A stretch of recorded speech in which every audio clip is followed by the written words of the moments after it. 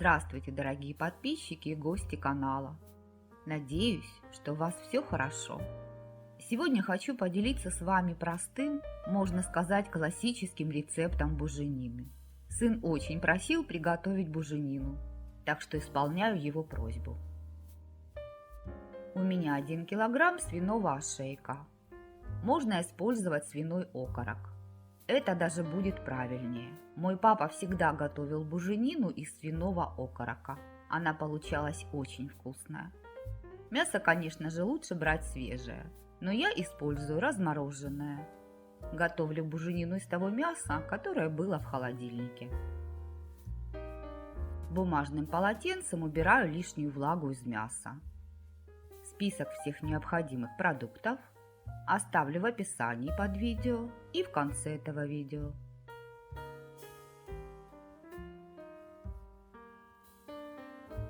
Я почистила небольшую головку чеснока.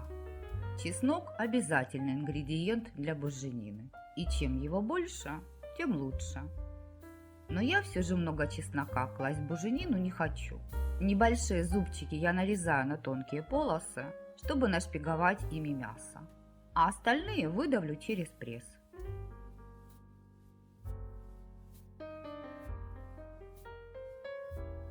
Также на полосы нарезаю примерно половину небольшой моркови.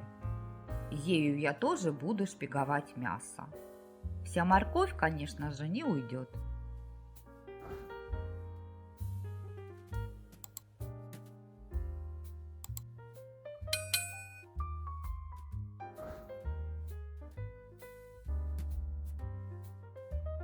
В мясе делаю проколы.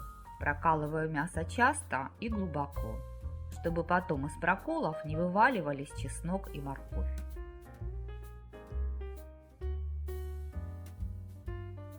Кусок мяса прокалываю с двух сторон. Заполняю отверстия кусочками чеснока и моркови. Мой папа еще в эти надрезы клал небольшие кусочки лаврового листа и горошины черного перца. Но я еще в детстве не любила вытаскивать из буженины перец и лавровку, поэтому ни лавровый лист, ни перец в мясо не кладу.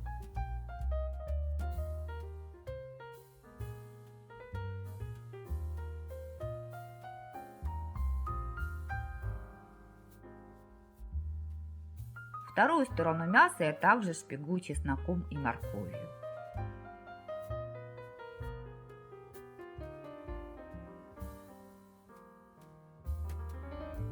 Вот так выглядит мой нашпигованный ошеек. Теперь готовлю смесь для натирания мяса. В миске смешиваю 16 грамм соли. На 1 килограмм мяса нужно брать примерно 15-17 грамм соли. Я хочу получить в меру соленую буженину, поэтому соли беру 16 грамм. Добавляю 1/3 чайной ложки черного молотого перца по вкусу, 2 чайные ложки дижонской горчицы. Можно использовать любую горчицу по вашему вкусу. И выдавливаю через пресс 3 больших зубчика чеснока, тоже по вкусу.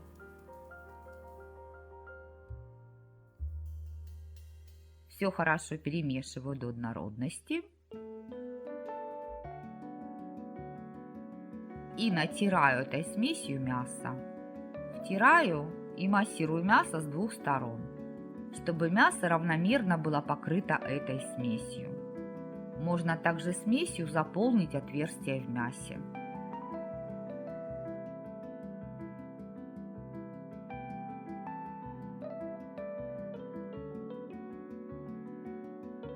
В миску кладу несколько лавровых листочков, сверху на них кладу мясо и придаю руками форму куску мяса. Накрываю миску пищевой пленкой и убираю мясо мариноваться в холодильник. Минимум на 12 часов, а лучше на сутки. Чем больше кусок мяса, тем дольше его нужно мариновать. Мое мясо стояло в холодильнике примерно 18 часов. Жидкости выделилось мало. Лавровые листы убираю и массирую мясо, чтобы выделившаяся жидкость снова впиталась в мясо.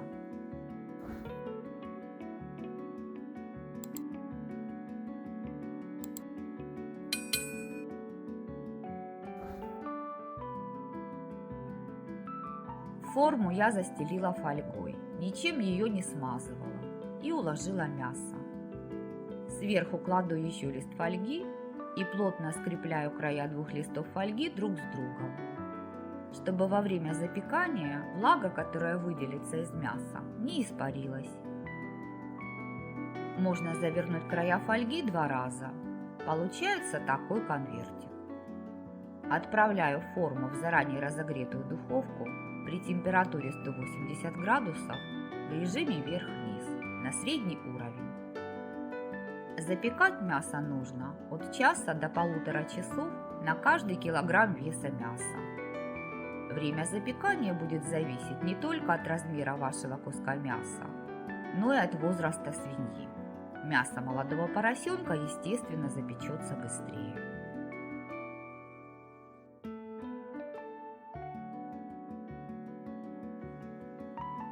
Прошел 1 час.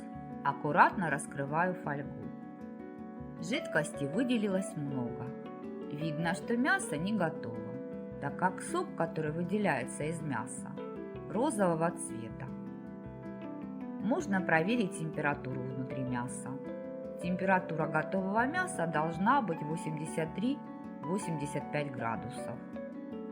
Снова накрываю мясо фольгой и отправляю в духовку на 30 минут.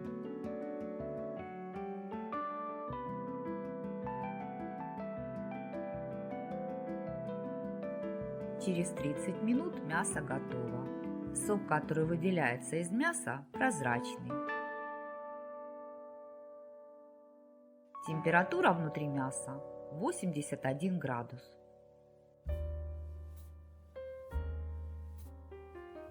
Поливаю мясо выделившейся жидкостью и ставлю в духовку на уровень выше при температуре 200 градусов на 30 минут, чтобы получить на мясе красивую корочку.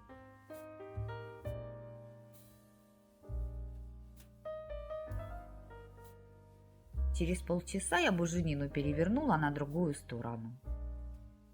Полила ее выделившимся соком и запекала еще 30 минут до корочки. Моя буженина готова. Есть ее принято в холодном виде, поэтому я перекладываю буженину в лоток. Сок я также вылила в лоток, но этого можно не делать. Накрываю лоток крышкой и убираю в холодное место, чтобы резко охладить. Таким образом, я запечатаю сок внутри буженины. Если вы нарежете еще горячее мясо, то, безусловно, это будет очень вкусно. Но если вы не съедите буженину всю сразу, то сок из нее вытечет, и она будет менее сочной и вкусной. Моя буженина полностью готова. Она запекалась под фольгой 1,5 часа и час без фольги. В холодильнике остужалась примерно 3 часа. Дольше мой сын ждать не согласился. Список продуктов, которые мне понадобились, чтобы приготовить буженину, вы сейчас видите на экране. Вот такая красавица буженина у меня получилась. Аромат стоит на весь дом. И поверьте, она очень вкусная. В ней все в меру.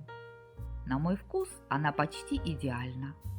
Из свежего свиного окорока было бы еще вкуснее. Натуральный вкус мяса не перебивают специи, и соли в ней тоже в меру. В общем, все как я люблю.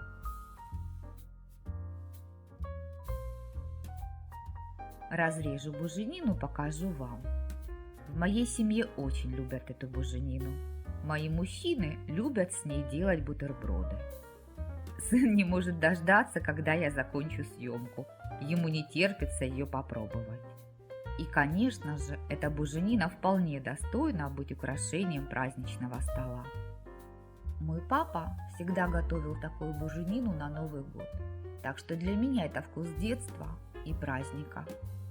В общем, буженина вкусная и заслуживает, чтобы ее приготовили. Готовьте с удовольствием. Приятного аппетита!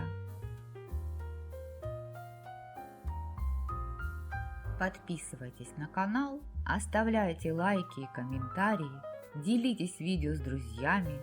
Все это поможет развитию канала. А также не забывайте нажимать на колокольчик, чтобы не пропустить новые видео. А я на этом с вами прощаюсь, желаю вам мира и добра. До новых встреч в новых видеорецептах. Пока-пока!